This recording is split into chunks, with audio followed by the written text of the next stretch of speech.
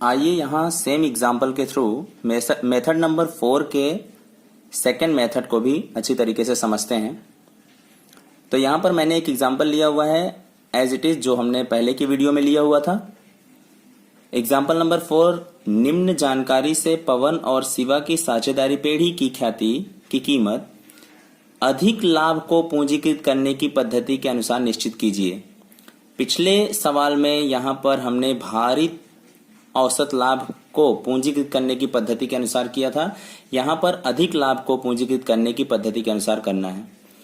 तो same to same वर्ष हमें 5 वर्ष दिए गए हैं, 12, 13, 13, 14, 14, 15, 15, 16, 16, 17, 45,000, 50,000, 65,000, 75,000, 90,000। लाभ क्रमशः बढ़ रहा है। तो लाभ हमें रुपए में दिए हुए हैं। उसके बाद में अतिरिक्त माहिती हमें दी गई है। धंधे की संपत्तियां एज इट इज 6 लाख। धंधे का दायित्व हमें दिया हुआ है 1,70,000 और धंधे के अपेक्षित मुआवजे का दर दिया हुआ है 10%। तो जो भी माहिती दी गई है उसके थ्रू हम लोग मेथड नंबर 4 के सेकंड मेथड से करते हैं, यानी अधिक लाभ को पूंजीकृत करने की पद्धति। अधिक लाभ को पूंजीकृत करने की पद्धति दोनों ही पद्धतियों में, यानी भारित औसत लाभ को पूंजीकृत करने की पद्धति से भी आप निकालो ख्याति उतनी ही आएगी। अधिक लाभ को पूंजीकृत करने की पद्धति से भी अगर आप ख्याति की गणना करते हैं, कैलकुलेशन करते हैं, तो भी आंसर उतना का उतना ही आएगा। तो आपको याद होगा कि अधिक लाभ को पूंजीकृत करने की पद्धति में हमने टोटल 6 पॉइंट पढ़े, जिसमें से पहला पॉइंट है विनियोजित पूंजी। विनियोजित पूंजी धंधे की संपत्तियां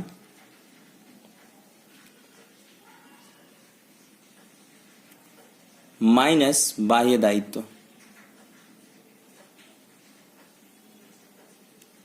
धंधे की कुल संपत्तियां हमारे पास हैं 6 लाख, बाह्य दायित्व है 1,70,000। तो जवाब आता है 4,30,000। विनियोजित पूंजी मिल गई 4,30,000। पॉइंट नंबर सेकंड, अपेक्षित मुआवजे का दर। सवाल में हमें पता है अपेक्षित मुआवजे का दर है 10%, 10%। उसमें तीसरा पॉइंट था औसत लाभ का, इसमें तीसरा पॉइंट है अपेक्षित लाभ। यहां से थोड़ा सा इसमें अंतर है। अपेक्षित लाभ हम पहले भी पढ़ चुके हैं कि विनियोजित पूंजी जो भी की जाती है उस पर हमें रिटर्न्स कितना मिलेगा उससे मल्टीप्लाई किया जाता है। तो यहां पर एक फॉर्मूला क्रिएट होता है, विनियोजित पूंजी गुणे अपेक्षित मुआवजे का दर प्रतिशत में।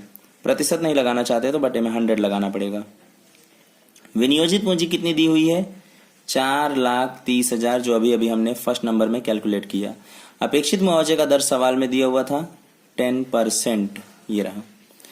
तो इसका कैलकुलेशन कर लेते हैं तो कितना आ जाएगा? 43,000। कैसे करते हैं? 4,30,000 गुणे की बटन 10% की बटन, कितना आ जाएगा? 43,000। आगे बात करते हैं पॉइंट नंबर 4। पॉइंट नंबर 4 में हमें निकालना रहता है औसत लाभ। औसत लाभ 2 पद्धतियों से निकल सकता है, सरल औसत लाभ की पद्धति, भारित औसत लाभ की पद्धति। परंतु यहां आप सभी को पता है कि लाभ हमेशा चढ़ते क्रम में है, इसलिए हम लोग को यहां क्या लगाना पड़ेगा? भारित औसत लाभ की पद्धति। तो यहां पर हम लोग भारित औसत लाभ की पद्धति से कैलकुलेट कर लेते हैं।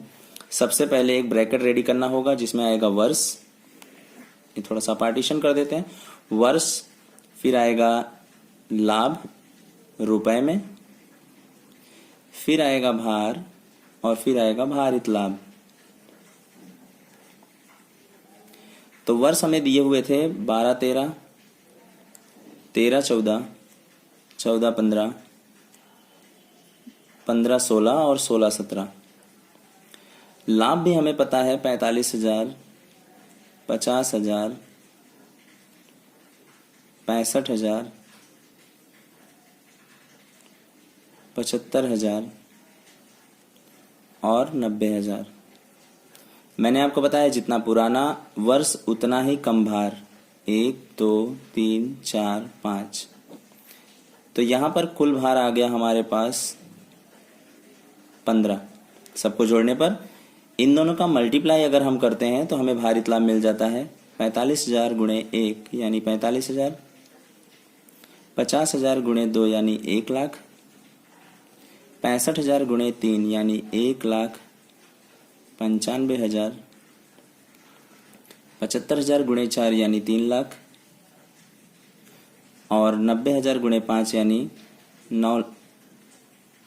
4,50,000।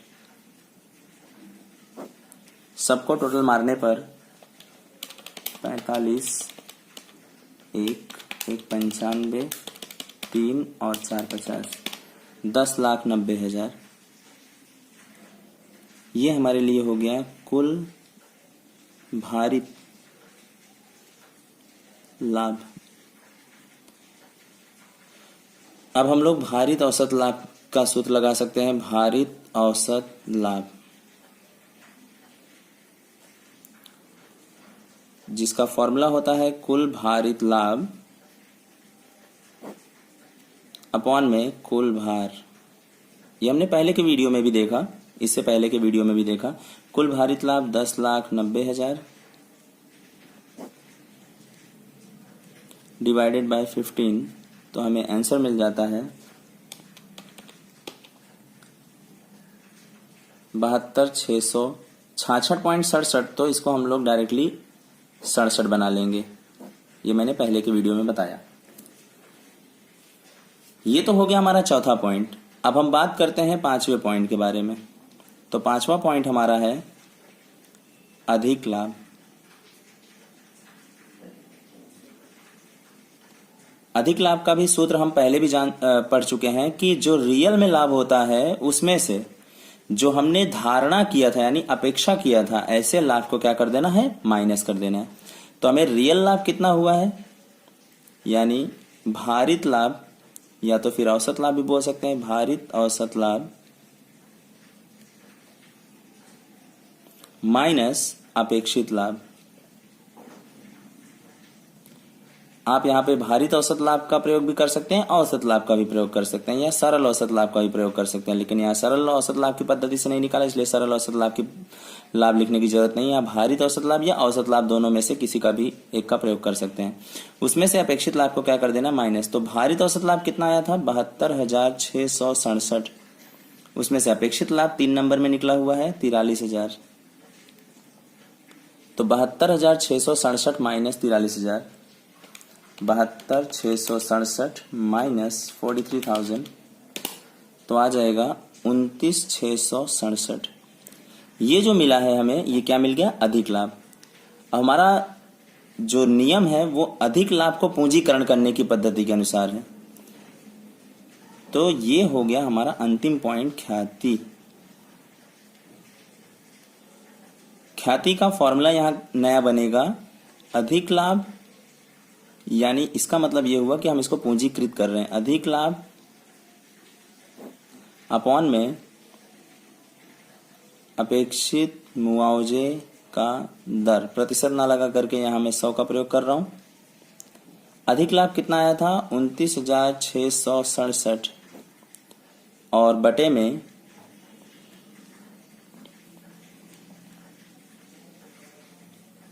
अपेक्षित मुआवजे का दर कितना था, 10%। तो हमें ख्याति मिलती है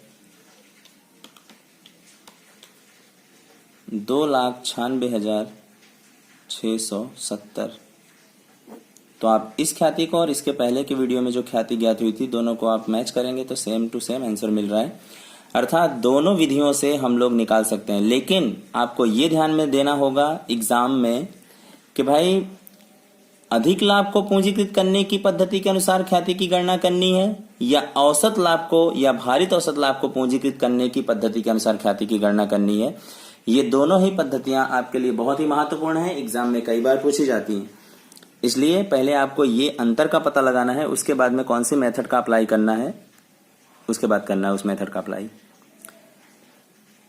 तो मुझे ऐसा लगता है कि आपको वीडियो समझ में आया होगा। अगर आपको वीडियो अच्छी तरीके से समझ में आ रहा है, चैप्टर समझ में आ रहा है, तो लाइक, सब्सक्राइब और शेयर जरूर करें। धन्यवाद।